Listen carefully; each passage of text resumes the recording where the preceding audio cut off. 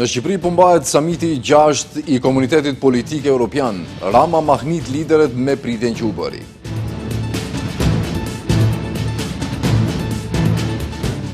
Liderët evropian nga Tirana paralemrojnë sanksione për Rusinë. Sipas tyre, Putini nuk e do paqen.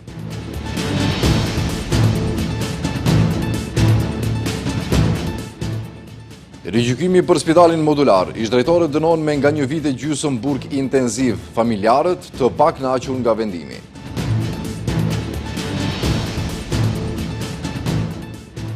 Zëvendës kryeministri Izzet Megjiti tha se edhe pas daljes së Taravarit nga koalicioni, vlen do të ketë 14 deputet. Sipas tij, ata do të vinë nga Fronti Evropian.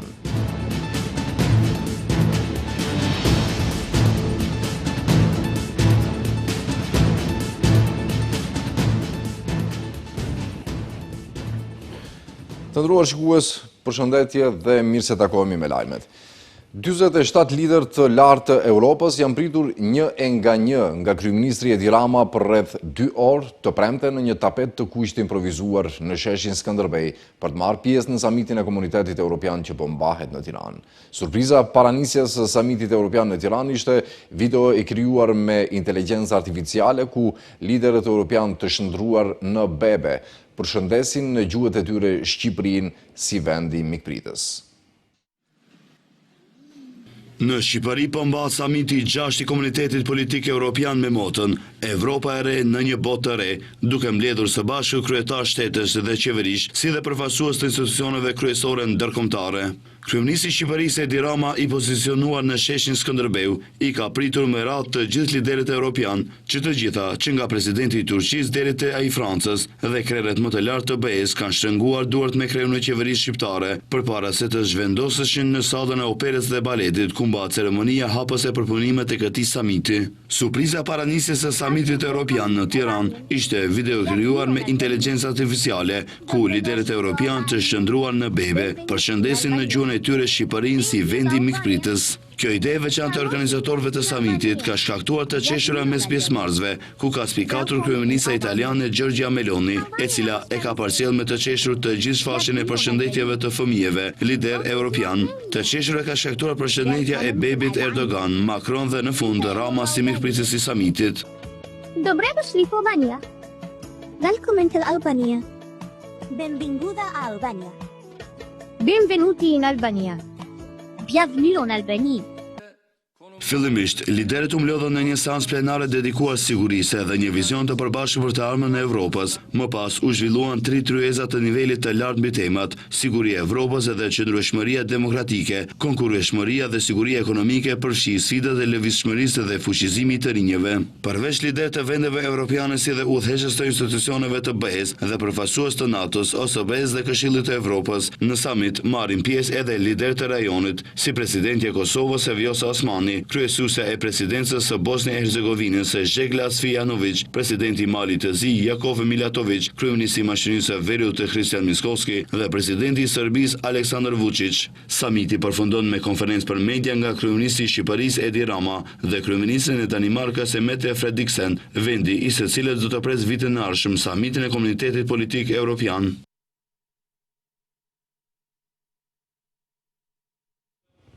Paranisjes së samitit, liderët evropian një zëri nga Tirana paralemruan sanksione për Rusinë nëse nuk pranohen arpushim dhe nëse nuk i merr seriozisht bisedimet me Ukrainën për t'i dhënë fund luftës. Liderët evropian që zbarkuan në kryeqytetin shqiptar paralajmëruan sanksione të reja ndaj Rusisë nëse nuk pranon armpushim dhe nëse nuk merr seriozisht bisedimet me Ukrainën për fundin e luftës. Kryeministri britanik Keir Starmer kritikoi presidentin rus Vladimir Putin se nuk po trajton me seriozitet bisedimet, ndaj tha se Unioni do të vendosë për sanksione të reja ndaj Rusisë. Putin nuk është serioz sa i takon paqes. Është rëndësishme të kemi unitet absolut me aleatët. Duhet të kemi një armpushim. Nëse nuk veprojmë së bashku për sanksionet, nuk do të ketë armpushim. E qartë është se Putin nuk e do paqen seriozisht. Unë do të diskutoj me Zelenskin këtu. Presidenti e Komisionit Evropian Ursula von der Leyen tha se sanksionet e reja ndaj gasjellësit rusë Nord Stream 1 dhe Nord Stream 2 do të vendosen si përgjigje ndaj shkeljeve të armpushimit nga presidenti Vladimir Putin. Putin bëri thirrje për armëpushim, asnjë nuk e ndoqi. Presidenti Putin ofroi që Rusia dhe Ukraina të takohen në Turqi. Zelenski ishte gati të takohej, por Putin nuk u duk. Ndaj po punojmë për një paketë tjetër sanksionesh. Do të aplikojmë sanksionet e Nord Stream 1 dhe 2. Ne duam paqe dhe do të ushtrojmë trysni derisa Putin ta bëjë këtë gjë. Edhe krye diplomatia e Bashkimit Evropian Kaja Kallas u ndal tek sanksione që kanë në plan për t'i vendosur Rusisë, kjo për shkak të luftës që ai vijon në Ukrainë. Po mendojmë për paketën tjetër. Kemi sanksione që kemi vendosur për Rusinë, për energjinë. Kemi një udhërrëfyes që kemi propozuar javën e kaluar së bashku me sanksionet, sepse është të jetë e rëndësishme për të vazhduar këtë luftë. Në këtë drejtim duhet të jemi të bashkuar sepse shohim qartë që Rusia nuk do paqe. Kryeministja e Italisë Giorgia Meloni në një deklaratë për media para nisjes së punimeve të samitit të Komunitetit Politik Evropian është shprehur se duhet të këmbgulin për një armëpushim të pakushtëzuar në Ukrainë. Nuk do të kërkojmë alternativa, por duhet të këmbgulin për një armëpushim të pakushtëzuar, për një marrëveshje serioze paqeje që të ketë garanci sigurie për Ukrainën. Po vazhdojmë të punojmë edhe për këtë objektiv. Kryeministra e Letonisë Evika Silina paralajmëroi sanksionet të reja për Rusinë nëse Rusia nuk e merr seriozisht çështjen e armëpushimit. Vetëm Rusia nuk do paqe në rajonin ton. Nëse nuk ndryshon, do të na duhet të bijem dakord për sanksione të mëtejshme, sepse vetëm kjo e ndal Rusinë. Është e rëndësishme të bëhet ky armëpushim i plot 30 ditor. Në të kundërt, kemi 17 paketa të tjera sanksionesh për të cilat është rënë dakord. Në këtë summit do të flasim edhe për emigracionin e paligjshëm dhe bashkëpunim ekonomik. Do ta përdorim këtë takim si një platformë të mirë. Kryeministri i Ukrainës Volodymyr Zelenski u prit ngrohtësisht nga kreu i qeverisë shqiptare, ndërsa nuk dha asnjë prononcim për media, edhe pse Ukraina ishte në qendër të deklaratave të liderëve që janë bërë pjesë e samitit në Tiranë.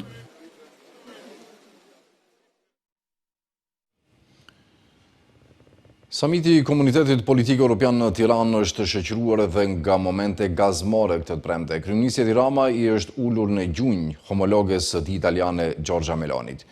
E bën vetëm që të jeti gjatë sa unë, tha kryeministria italiane gjatë momentit epik. Nuk kam shkuar në gjatër, por puna vazhdon. Jemi në rrugën e dur, është shprehur Meloni për mediat. Samiti i 6 i Komunitetit Politik Evropian në Tiranë mbahet për herë të parë në Ballkanin Perëndimor me pjesëmarrjen e liderëve, kryetar shtetesh dhe qeverish nga 47 vende europiane së bashku me drejtuesit e institucioneve kryesore europiane dhe ndërkombëtare.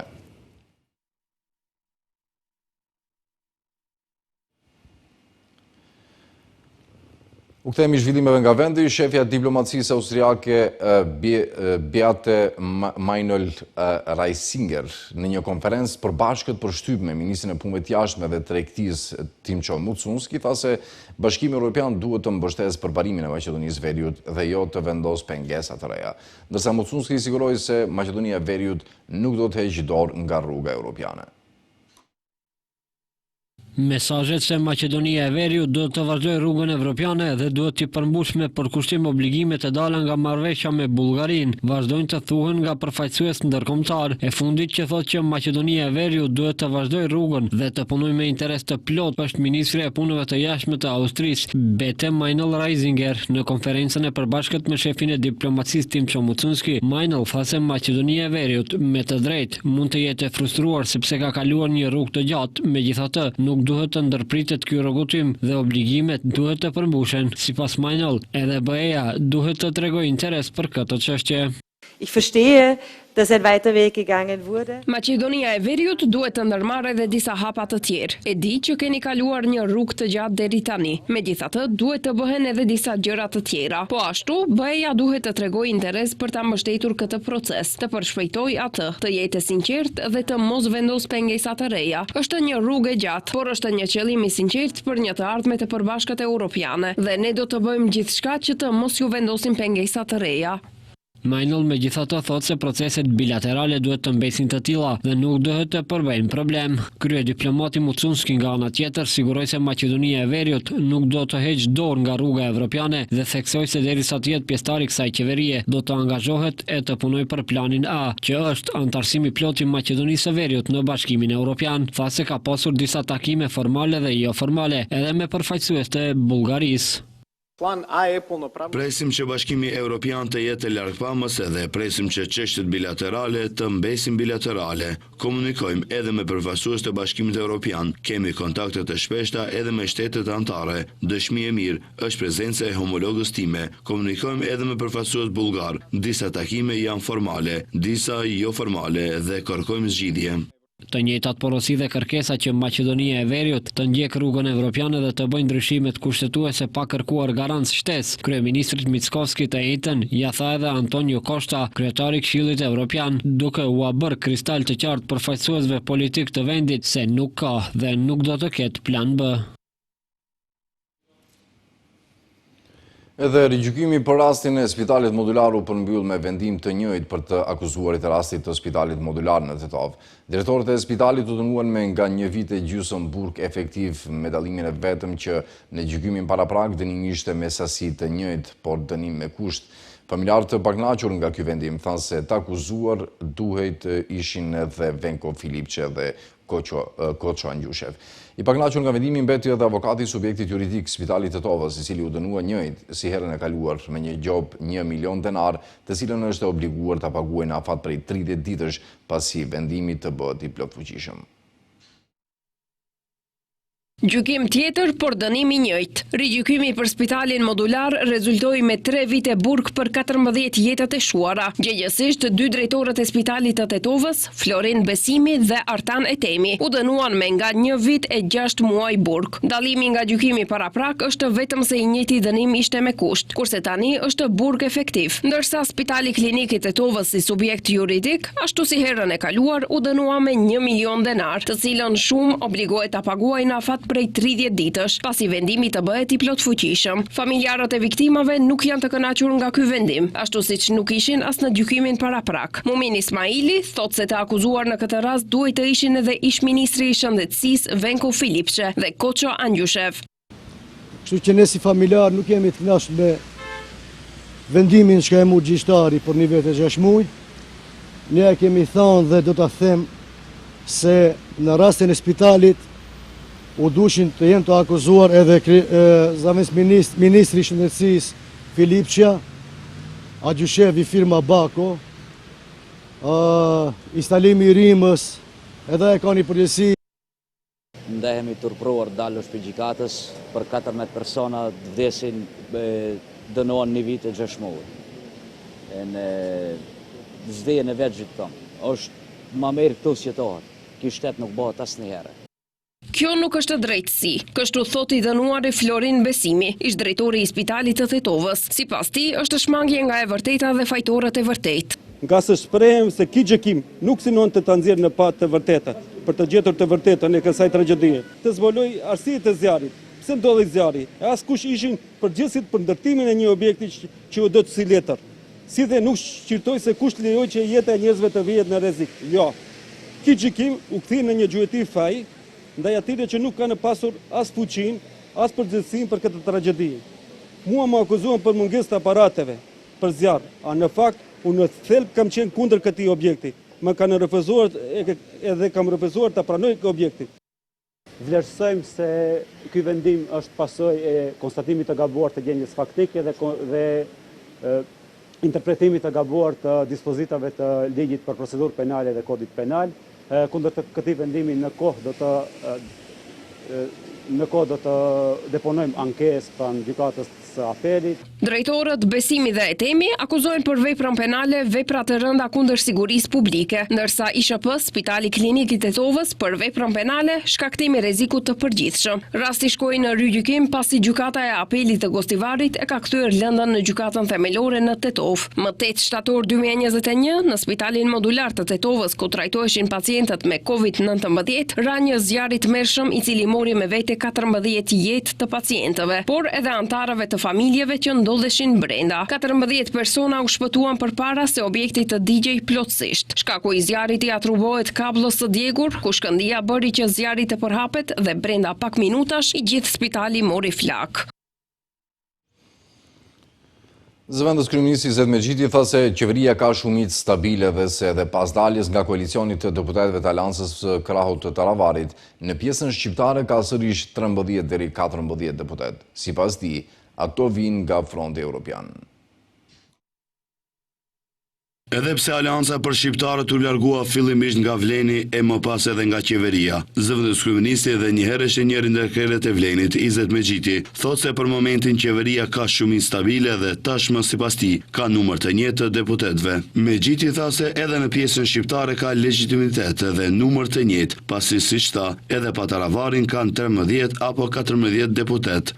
Në pyetjen e gazetarëve se nëse ato do të veprojnë si pjesë e grupit të deputetëve të Vlenit, Megjiti theksoi se një pjesë janë nga shumica dhe nga Fronti Evropian dhe tha se do të kenë mbështetje për qeverinë. Asnjëri nga faktorët brenda Vlenit nuk mund të thotë se i ka ato 107.000 vota në xhep, sepse ka vota edhe të kahëzuara drejt opozitës, të cilët dolën të votojnë për ndryshim dhe shpresë. Kaloi në anën tjetër Taravari, por jo edhe i tërë subjekti politik. Këto ditë e shihni se ka tensione, ka mendime të ndryshme, tërhiqen antar të shquar të Aleancës për Shqiptarët dhe mendoj se shumica e antarësisë së Aleancës për Shqiptarët do të mbetet në Vlen, sepse ata kontribuan për fitore dhe për këto ndryshime dhe nuk do të lejojnë për shkak të interesave personale të kthehen tek Bashkimi Demokratik për Integrim. Ndërkaq, Megjiti kumtoi se këto ditë janë në negociata për disa opsione politike për resorin e shëndetësisë pas largimit të Arben Taravarit dhe në bazë të asaj ai tha se do të japin propozim të ri për ministër. Mendoj edhe për individ të tjerë, grupe, subjekte politike të cilët janë jashtë Vlenit në kuadër të Frontit Evropian, të cilët janë opozit dhe ndoshta do të kalojnë në anën tjetër. Megjithatë, kreu i LD-s nuk saktësoi nëse kjo do të thotë se po negociojnë edhe me Zjadin Selën, lideri krau të Aleancës për Shqiptarët, e cila është pjesë e Frontit Evropian të kryesuar nga BDI, për të cilin është folur shumë në opinionste pas largimin të Taravarit. Sela dhe partia e tij ka gjasa t'i bashkon shumicës qeverisëse. Negociojmë me disa dhe do t'ju njoftojmë kur do të ketë rezultate konkrete, sigurisht javën e ardhshme, u shpreh Megjiti. Vleni ka akuzuar Ali Ahmetin se po i përçan shqiptarët dhe se sipas tyre Arben Taravari është viktime e fundit e përçarjes.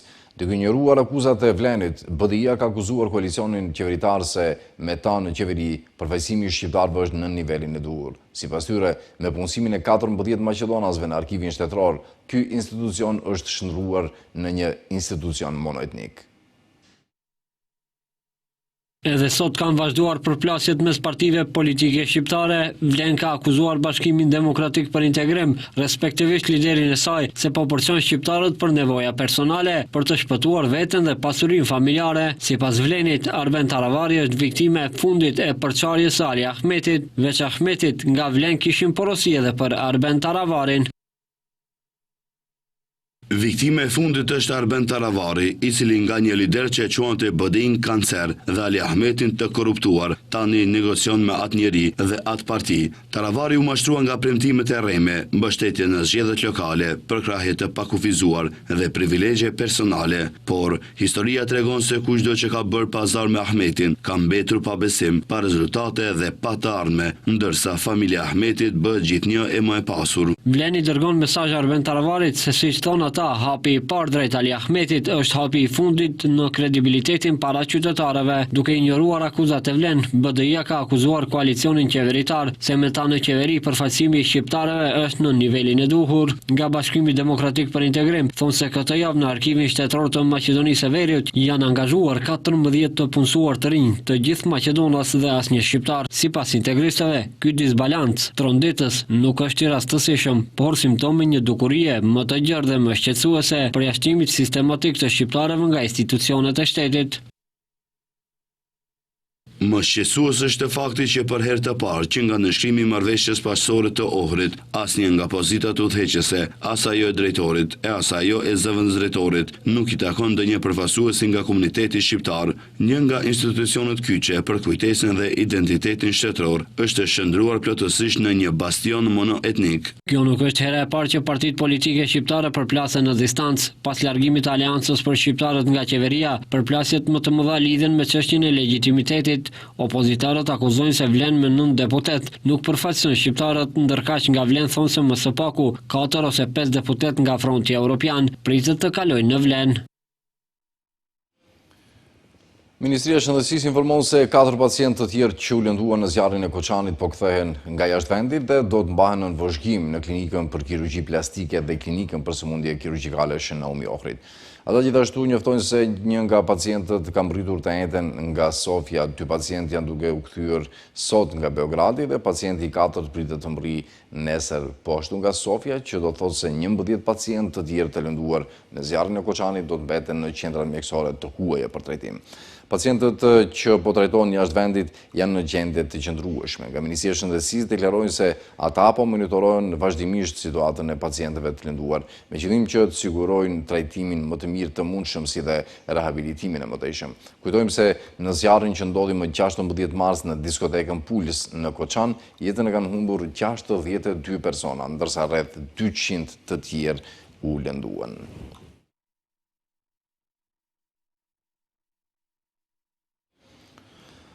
Moti me shi do të vazhdojë edhe gjatë natës, ndërsa gjatë fundjavës pritet stabilizim. Drejtoria për çështje hidrometeorologjike informoi se pasditeve gjatë natës do të fryjë era mesatare deri të forta veriore me mbi 60 km/h. Shiu do të rikthehet nga mesi i javës së ardhshme.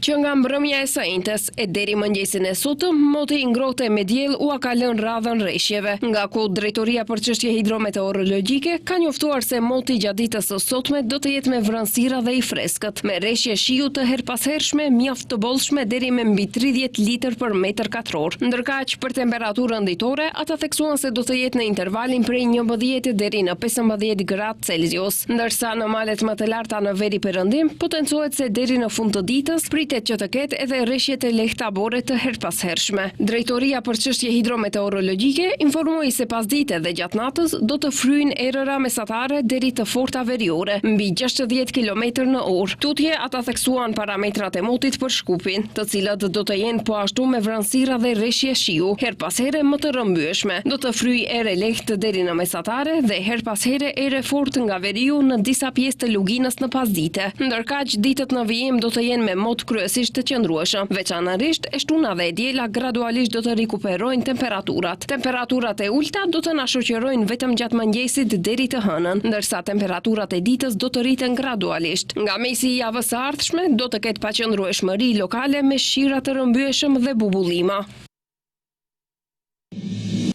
Po mbyllim këtu këtë edicion të lajmeve të nderuar shikues, për të takuar sërish në orat 18:55. Mirëmbëjtje dhe rrethë.